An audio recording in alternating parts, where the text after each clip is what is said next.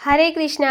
राधे राधे। कैसे हैं आप सब लोग? उम्मीद करते हैं एकदम अच्छे और स्वस्थ होंगे। स्वागत है आपका अपने चैनल कृष्णा विथ हेमा में। आज की इस वीडियो में पूर्णमासी व्रत में पूजा हम कैसे करते हैं, पूर्णिमा के व्रत में पूजा किस प्रकार से की जाती है, वही आप लोग के साथ शेयर करने वाली हूँ।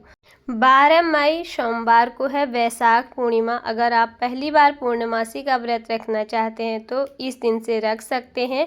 पूर्णमासी व्रत की पूजन सामग्री मैंने आप लोग के साथ पहले वीडियो में शेयर कर ली है। अब उसी के साथ ही पूर्णमासी के व्रत में हम पूजा किस प्रकार से करेंगे, यहाँ पर मैंने पूजा कर रखी है, आप लोग के साथ वही शेयर कर रही हूँ। तो ये पूजा आप मंदिर पर भी कर सकते हैं। मैंने अलग से चौकी इसलिए लगा रखी है आपको संपूर्ण जानकारी प्राप्त हो। मैंने एक चौकी लगा ली है, उसके ऊपर से लाल या पीले रंग का आपको इस तरह से वस्त्र बिछा लेना है। आप चाहें तो पूर्णमासी के दिन सफ़ेद रंग का वस्त्र भी बिछा सकते हैं। पूर्णिमा व्रत में भगवान सत्यनारायण जी के साथ साथ माता लक्ष्मी की पूजा तो होती ही होती है। उस दिन भगवान शंकर जी की भी पूजा की जाती है और साथ ही चंद्रोदय के समय चंद्रमा की पूजा करके उनको अर्घ्य देकर ही ये व्रत हमारा संपूर्ण होता है।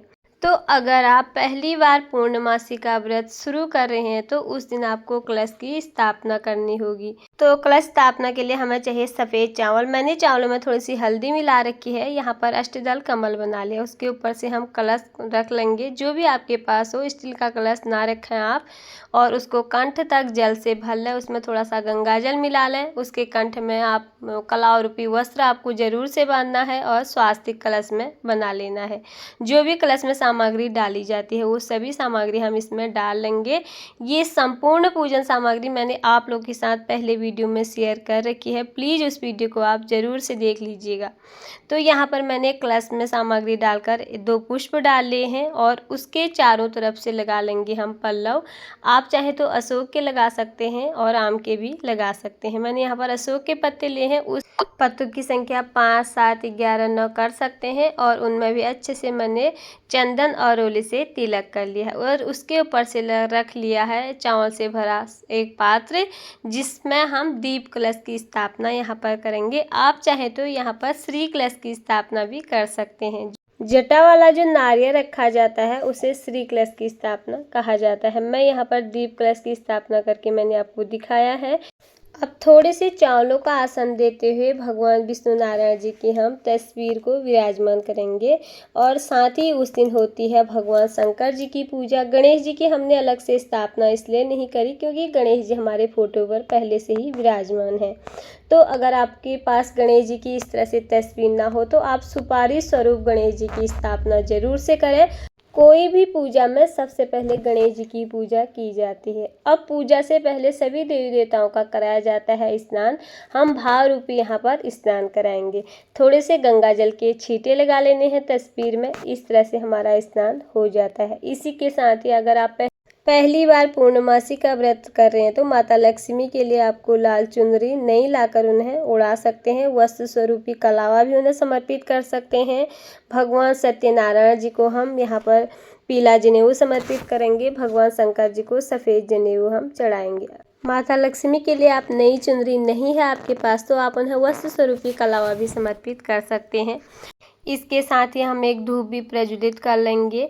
पूर्णमासी पर अगर आप अखंड दीपक प्रज्वलित करना चाहते तो वो भी कर सकते हैं। मैं दीप कलश की अगर आपने इस तरह से स्थापना कर रखी है तो पूरे दिन और संध्या तक आपका दीपक इस तरह से प्रज्वलित रहना चाहिए। इस बात का आपको ध्यान रहे और दीपक थोड़ा सा बड़ा हो जिसमें थोड़ी ज़्यादा मात्रा में आप घी इसमें डाल सके। चंद्रमा की जब पूजा हो तब तक हमारा दीपक प्रज्वलित यहाँ पर रहना चाहिए। घी का ही दीपक उस दिन आपको प्रज्वलित करना चाहिए।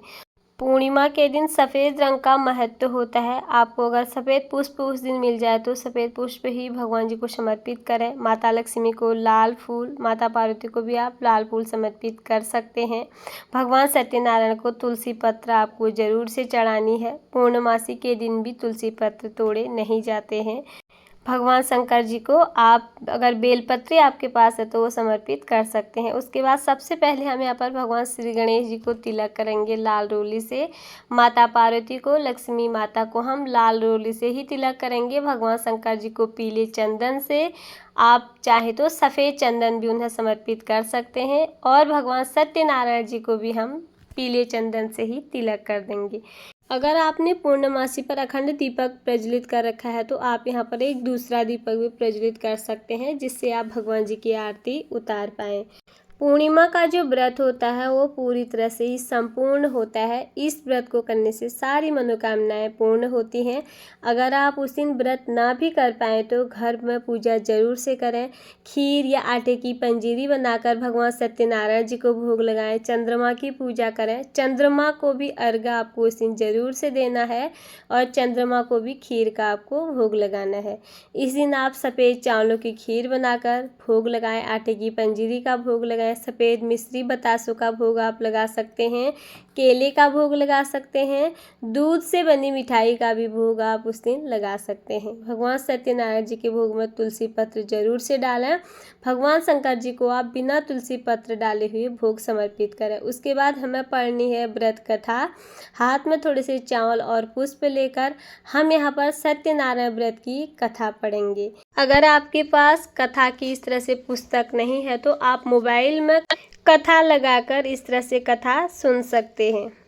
उस दिन आप चाहे तो घर में सत्यनारायण भगवान की भी कथा आपको ज़रूर से पढ़नी चाहिए। इसके बाद पूर्णिमासी का व्रत अगर पहली बार रख रहे हैं तो कैसे रखें, वैशाख पूर्णिमा कब है, जिसे हम बुद्ध पूर्णिमा के नाम से भी जानते हैं, और ये व्रत कैसे रखा जाता है, इस व्रत में क्या खाएं क्या नहीं, ये सभी जानकारी मैंने आप लोगों को पहले वीडियो में दे रखी है, जिसका लिंक मैं डिस्क्रिप्शन बॉक्स में डाल दूँगी। प्लीज़ वीडियो को आप लोग ज़रूर से देखिएगा। पूर्णमासी पर किसी मंदिर पर जाकर दान आप लोग कर सकते हैं। शिवालय में जाकर शिवलिंग पर आप दूध से उनका अभिषेक कर सकते हैं। उसके बाद पूजा की कमी पूर्ति के लिए हम यहाँ पर दक्षिणा रखेंगे, जिसका हमें ये फिर किसी मंदिर में जाकर या किसी ज़रूरतमंद को दान करना होता है। और पूर्णमासी पर गंगा स्नान का बहुत अधिक महत्व होता है। इस दिन आप गंगा जल मिश्रित युक्त जल से ज़रूर से स्नान करें। पूजा होने के बाद, भोग लगाने के बाद हम यहाँ पर भगवान जी की आरती उतार लेंगे। आप यहाँ पर सत्यनारायण भगवान की आरती गाकर, भगवान शंकर जी की आरती गाकर प्रेम पूर्वक यहाँ पर आरती उतार सकते हैं। उसी के साथ ही पूजा में हुई भूल चूक के लिए भगवान जी से क्षमा याचना करेंगे और अपनी मनोकामनाओं की पूर्ति के लिए हम यहाँ पर प्रार्थना करेंगे। और जो पूर्णमासी के लिए अगर हमने इस प्रकार से अलग से चौकी लगा रखी है तो पूर्णिमा के दिन पूरे दिन पूरी रात हमें चौकी को इसी तरह से रखना है। अगले दिन ही हमें इस चौकी और इस कलश को हमें उठाना है। इस कलश का रखा हुआ जल घर में सब जगह छिड़क कर गमले में डाल दे। बचा हुआ जल चावलों को आप किसी पशु पक्षियों को दे सकते हैं। और इस तरह से फूल पत्र जो भी हमने समर्पित कर रखे हैं वो हम किसी पौधे में या किसी गमले में इनको डाल देंगे।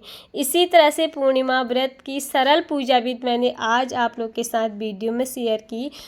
तो अगर आपको वीडियो अच्छी लगी हो, वीडियो में कुछ भी पसंद आया है तो प्लीज़ वीडियो को लाइक और ज़्यादा से ज़्यादा शेयर, सब्सक्राइब चैनल को आप लोग ज़रूर से कर दीजिएगा। तो फिर मिलते हैं किसी और वीडियो में, तब तक के लिए सभी को हरे कृष्णा, राधे राधे।